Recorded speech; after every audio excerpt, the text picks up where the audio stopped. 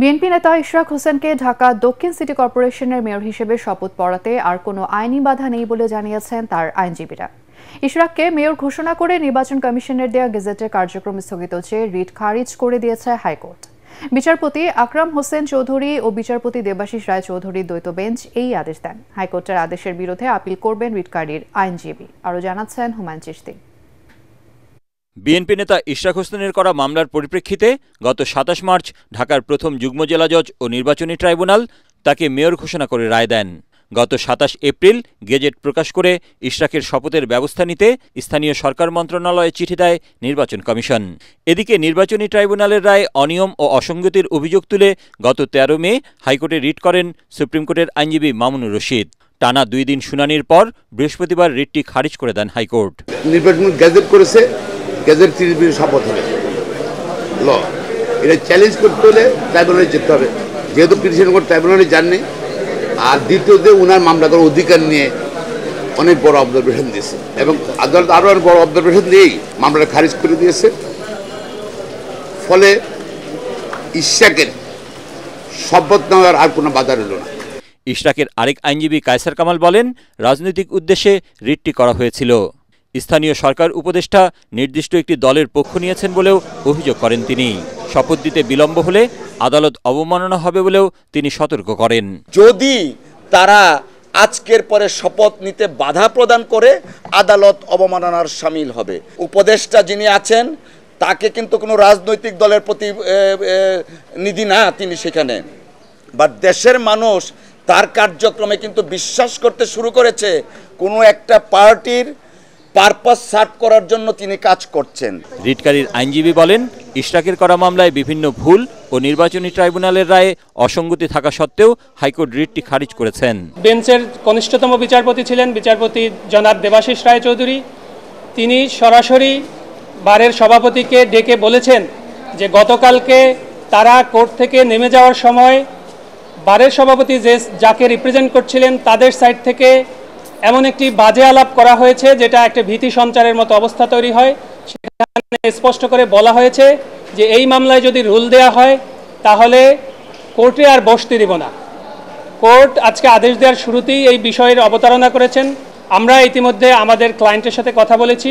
আমাদের ক্লায়েন্টের ইনস্ট্রাকশন হচ্ছে আমরা উচ্চতর আদালতে যাব, মহামান্য আপিল বিভাগে আমরা আপিল ফাইল করব। আপিল হলে বিচারাধীন বিষয় হিসেবে ইশরাক হোসেনকে শপথ পড়ানোর সুযোগ থাকবে না বলেও জানান রিটকারীর আইনজীবী।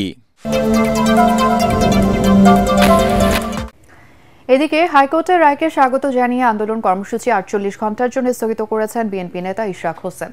বিকেলে কাকরাইলে আন্দোলনকারীদের প্রতি কৃতজ্ঞতা জানানোর পাশাপাশি ভোগান্তির জন্য নগরবাসীর কাছে দুঃখ প্রকাশ করেন তিনি। ৪৮ ঘণ্টার মধ্যে শপথ পড়ানোর ব্যবস্থা দৃশ্যমান না হলে আবারও রাজপথে নামার হুঁশিয়ারি দেন তিনি। আরও জানাচ্ছেন মিজান শাহজাহান। নিঃস্বার্থভাবে রাজপথে আন্দোলনকারী কর্মী সমর্থকদের কৃতজ্ঞতা জানাতে কাকরাইলে যান ইশরাক হোসেন। আমি আমার সেই ঘোষণাকে পুনর্ব্যক্ত করতে চাই। এ সময় রাত দিন জেগে রাষ্ট্রীয় অতিথি ভবন যমুনার পাশে অবস্থান নেওয়া কর্মীদের ধন্যবাদ জানান জনতার মেয়র। তিনি বলেন, অধিকার আদায়ের লড়াই এখনো শেষ হয়ে যায়নি। হাইকোর্টের আদেশনার পর আমাদের দল সিদ্ধান্ত নিয়েছে যে আপাতত আমরা স্থগিত রাখবো এবং সরকারকে আগামী ২৪ ঘন্টা থেকে ৪৮ ঘন্টা পর্যবেক্ষণ করা হবে। এদিকে দুপুরে হাইকোর্টের রায় ইশরাক হোসেনের পক্ষে এসেছে জানার পরই উল্লাসে মেতে ওঠেন তার কর্মী সমর্থকরা। তারা বলেন, অবিলম্বে ঢাকা দক্ষিণ সিটি কর্পোরেশনের মেয়র হিসেবে ইশরাক হোসেনকে শপথ করাতে হবে। একই সাথে স্থানীয় সরকার উপদেষ্টা আসিফ মাহমুদ সজীব ভুইয়া ও তথ্য উপদেষ্টা মাহফুজ আলমের পদত্যাগ দাবি করেন তারা। ইশরাক হোসেনকে আমি ভালোবাসি, ওনাকে আমি মেয়র চাই। এই সরকার কাছে আহ্বান করব, অনুরোধ করব যেন হাইকোর্টের রায়কে যাতে সম্মান করে। যদি এটা না করে তবে তাদের জন্য এটা দেশের জন্য এটা অমঙ্গল হবে, ক্ষতি হবে। আমরা নতুন করে কোনো ফ্যাসিস্ট জন্ম হোক সেটা জাতীয়তাবাদী দল কোনোভাবে বরখাস্ত করবে না। বুধবার সকাল থেকেই কাকরাইলে অবস্থান নেন আন্দোলনকারীরা। রাতভর অবস্থান নেয়া এসব কর্মীরা বলেন, ফ্যাসিস্টরা নানা রূপ ও আকার ধারণ করে এখনো কলকাঠি নাড়ছে। নব্য ফ্যাসিস্টের কবল থেকে জাতিকে রক্ষায় হাইকোর্টের রায়ের আগেই বৃষ্টিতে ভিজে মৎস্য ভবন থেকে কাকরাইল মোড় পর্যন্ত অবস্থান নিয়ে সড়ক অবরোধ করে নানা স্লোগান দেয় ঢাকাবাসী। ঢাকা বিশ্ববিদ্যালয়ের শিক্ষার্থী সাম্য হত্যার বিচারের দাবিতে শাহবাগ ও ইন্টারকন্টিনেন্টাল মোড় অবরোধ করে আন্দোলন করেছে ছাত্রদল। খুনিদের অতি দ্রুত গ্রেফতার না করলে প্রধান উপদেষ্টার বাসভবন যমুনা ঘেরাও করার হুঁশিয়ারি দিয়েছেন সংগঠনের সভাপতি রাকিবুল ইসলাম রাকিব। সড়ক অবরোধের কারণে দিনভর রাজধানী জুড়ে তীব্র যানজটে ভোগান্তিতে পড়েন সবাই। দেখুন মনির হোসেন তপুর রিপোর্ট।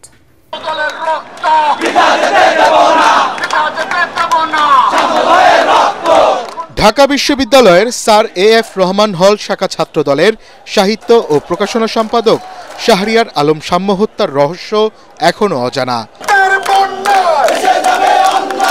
কতজন ওই কিলিং মিশনে অংশ নিয়েছিল তাও জানা যায়নি। সাম্য হত্যাকারীদের গ্রেফতারে টানা আন্দোলনের অংশ হিসেবে বৃহস্পতিবার শাহবাগ ও ইন্টারকন্টিনেন্টাল মোড় অবরোধ করে ছাত্রদল। ক্যাম্পাসে ছাত্রদের নিয়ন্ত্রণ নেওয়ার জন্য ছাত্রদলকে তারা কর্তৃপক্ষ বানিয়ে ফেলেছে এবং কর্তৃপক্ষ হিসেবেই ছাত্রদলের উপরে দমন পীড়ন এবং এই হত্যাকাণ্ড ঘটনা হচ্ছে। মানুষ আমাদেরকে হয়তো বুঝতে পারতেছে না যে আমরা কেন জনদুর্ভোগ সৃষ্টি করছি। আসলে আমাদের এই বিচারের দাবিতে রাজপথে ঠেলে দেওয়া হয়েছে। ঢাকা বিশ্ববিদ্যালয় আমাদেরকে সুপরিকল্পিতভাবে আজকে এই রাজপথে এবং শাহবাগ অবরোধ করার মতো কর্মসূচি দিতে বাধ্য করেছে। সাম্যতার নিজ ক্যাম্পাসে হত্যার শিকার হওয়ার পরেও প্রশাসন কেন চুপ করে আছে? ঢাকা বিশ্ববিদ্যালয় বিসি এবং প্রক্টরকে অতি দ্রুত তাদেরকে পদত্যাগ করতে হবে। বৃষ্টি উপেক্ষা করে ছাত্রদলের বিভিন্ন ইউনিটের নেতাকর্মী জড়ো হয় কর্মসূচিতে। সকাল থেকে বিকেল পর্যন্ত চলে তাদের আন্দোলন। গভর্নমেন্টের যারা দায়িত্বশীল পর্যায়ে রয়েছে তারা সেই শুরু থেকে আমাদের সাথে বিমাতা সুলভ আচরণ করছে। আমরা বিশ্বাস করতে চাই যে তাদের সবার সদিচ্ছা রয়েছে এবং খুব শীঘ্রই তাদের যে দুর্বলতা রয়েছে তারা কাটিয়ে উঠবে। কারণ এই সাম্য হত্যার মাধ্যমে একটি বিষয় স্পষ্ট হয়েছে যে আইন শৃঙ্খলা রক্ষাকারী বাহিনী কিন্তু তাদের কিন্তু দুর্বলতা রয়েছে এবং স্পষ্ট। সেজন্য আমরা চাই যে দ্রুততম সময়ে সর্বশক্তি নিয়োগ করে তারা এই সাম্যের অপরাধ খুঁজে বের করে গ্রেপ্তার করবে এবং সাধারণ শিক্ষার্থী এবং সাধারণ জনগণ আশ্বস্ত করবে যে এই দেশে অপরাধ করে কেউ পার পায় না। সপ্তাহের শেষ কর্মদিবসে গুরুত্বপূর্ণ এই সড়কের মোড় অবরোধ করে রাখায় তীব্র যানজট সৃষ্টি হয় রাজধানী জুড়ে। ফলে দিনভর ভোগান্তিতে পড়েন অসংখ্য মানুষ। নষ্ট হয় মূল্যবান কর্মঘণ্টা। ডিসেম্বরের মধ্যে জাতীয় নির্বাচনের রোডম্যাপ ঘোষণা না করলে বিএনপির পক্ষ থেকে অন্তর্বর্তী সরকারকে সহযোগিতা অব্যাহত রাখা কঠিন হয়ে পড়বে বলে জানিয়েছেন বিএনপির স্থায়ী কমিটির সদস্য ডক্টর খন্দকার মোশাররফ হোসেন। গুলশানে সংবাদ সম্মেলনে তিনি অভিযোগ করেন, গণঅভ্যুত্থানের চেতনা অনুযায়ী সরকার নিরপেক্ষভাবে জনপ্রত্যাশা পূরণে ব্যর্থ। তারা কোনো কোনো মহলের রাজনৈতিক ফায়দা হাসিলের এজেন্ডা বাস্তবায়ন করছে বলে মন্তব্য করেন খন্দকার মোশাররফ। দেখুন কামরুজ্জামান রাজীবের রিপোর্ট। প্রিয় সাংবাদিক ভাই ও বোনেরা, সাম্প্রতিক রাজনৈতিক পরিস্থিতি নিয়ে দলের অবস্থান জানাতে গুলশানে দলীয় চেয়ারপারসনের কার্যালয়ে এ সংবাদ সম্মেলন। এতে স্থায়ী কমিটির সদস্যদের উপস্থিতিতে লিখিত বক্তব্য উপস্থাপন করেন খন্দকার মোশাররফ হোসেন। তিনি বলেন, গণ অভ্যুত্থানের 9 মাস পার হলেও জনপ্রত্যাশা কতটুকু পূরণ হয়েছে তা প্রশ্নের সম্মুখীন। অন্তর্বর্তী সরকারের পক্ষপাতমূলক বিভিন্ন কর্মকাণ্ডে ইতোমধ্যেই ফ্যাসিবাদ বিরোধী ঐক্যে ফাটল ধরতে শুরু করেছে। নতুন একটি রাজনৈতিক দলের সদস্যদের উপদেষ্টা পরিষদে উপস্থিতি সরকারের নিরপেক্ষতাকে প্রশ্নবিদ্ধ করছে বলে দাবি করেন তিনি। অন্তর্বর্তীকালীন সরকারের নিরপেক্ষতা বজায় রাখার স্বার্থে বিতর্কিত কয়েকজন উপদেষ্টা যাদের বক্তব্যে এবং কর্মকাণ্ডে সরকারের ভাবমূর্তি ক্ষুণ্ণ হচ্ছে, এমন বিতর্কিত উপদেষ্টাদের সরিয়ে দেওয়ার দাবি আমরা তুলেছিলাম। একটি নূতন রাজনৈতিক দলের সাথে প্রত্যক্ষ ও পরোক্ষভাবে জড়িত বলে সবাই জানে ও বুঝে। উপদেষ্টা পরিষদে তাদের উপস্থিতি সরকারের নির্দলীয় নিরপেক্ষ পরিচিতিকে ক্রমাগত প্রশ্নবিদ্ধ করে চলেছে বলেই সরকারের ভাবমূর্তি রক্ষার্থে তাদেরকে অব্যাহতি দেওয়া প্রয়োজন। ঐকমত্যের ভিত্তিতে সংস্কার সনদ তৈরির প্রক্রিয়ার মধ্যেই স্থানীয় সরকার নির্বাচনের দাবিতে একটি দলের নির্বাচন কমিশন ঘেরাও কর্মসূচি উদ্দেশ্যমূলক ও রহস্যজনক দাবি করে তিনি বলেন, এর দায় সরকারের। চাপের মুখে কাজ করার সংস্কৃতি ইতিমধ্যে সরকারের সক্ষমতা, মর্যাদা ক্ষুণ্ণ করেছে এবং এই প্রক্রিয়ায় দাবি আদায়ের ন্যায্যতা প্রদান করেছে। এই অনবপ্রীত বিব্রতকর পরিস্থিতির দায় পুরোটাই সরকারের বলে আমরা মনে করি। তিনি বলেন, দেশের স্থিতিশীলতার স্বার্থে একটি নির্বাচিত রাজনৈতিক সরকার প্রতিষ্ঠায় গণ অভ্যুত্থান পরবর্তী অন্তর্বর্তী সরকারের অগ্রাধিকার। এর বিকল্প পরিস্থিতি তৈরি হলে বিএনপি অন্তর্বর্তী সরকারকে সহযোগিতার সিদ্ধান্ত পুনর্বিবেচনা করতে বাধ্য হবে। তারেক রহমানকে নিয়ে জাতীয় নিরাপত্তা উপদেষ্টা ডক্টর খলিলুর রহমানের বক্তব্য উদ্দেশ্য প্রণোদিত এবং দুরভিসন্ধিমূলক বলে মন্তব্য করেছে বিএনপি। ওই বক্তব্য প্রত্যাহার করে অবিলম্বে তাকে নিরাপত্তা উপদেষ্টার পদ থেকে সরিয়ে দেওয়ার দাবি জানিয়েছে দলটি।